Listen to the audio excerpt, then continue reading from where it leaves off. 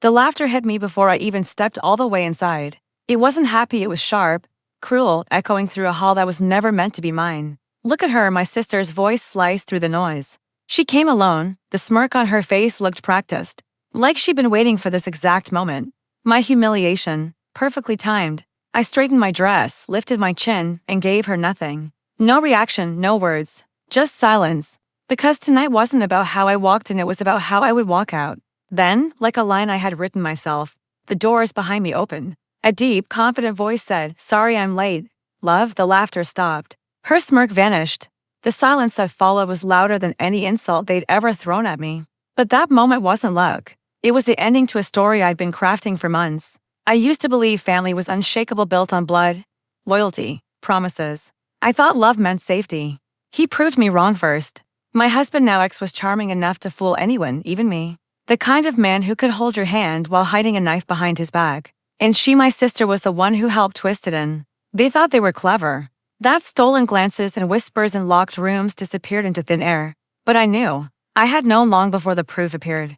It started small. He'd come home late, smelling not like work, but like her perfume. A laugh that wasn't mine lingered on his clothes. Then came her distance, my own sister avoiding me, yet lighting up whenever his name came up. I told myself I was imagining things until I couldn't anymore. One night, his phone lit up while he was in the shower. Her name, her message. "Can't wait until she's out of the way. We'll finally be free." I didn't cry. Not then, not in front of them. Tears would have been a gift, proof that they'd broken me. Instead, I memorized every word, every time, every detail. And then I smiled.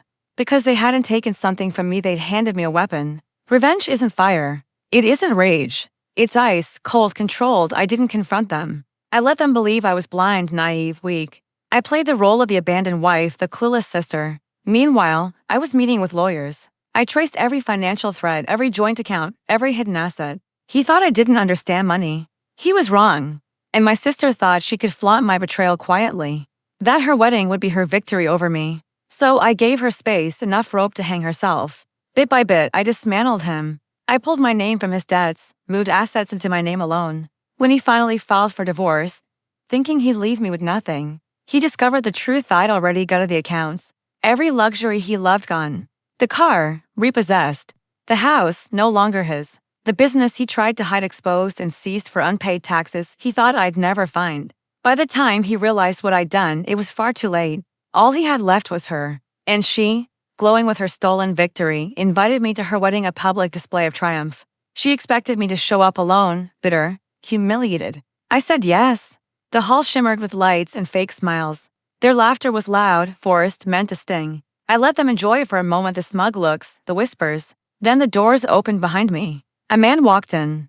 Tall, sharp suit, commanding presence. "Sorry I'm late, love," he said and kissed my cheek. The gas that rippled through the room was almost sweet. My sister's face drained of color. She knew him. Because he wasn't just anyone. He was the investor who had quietly bought the last piece of her fiancé's failing company, the company they were counting on, the company now completely under my control.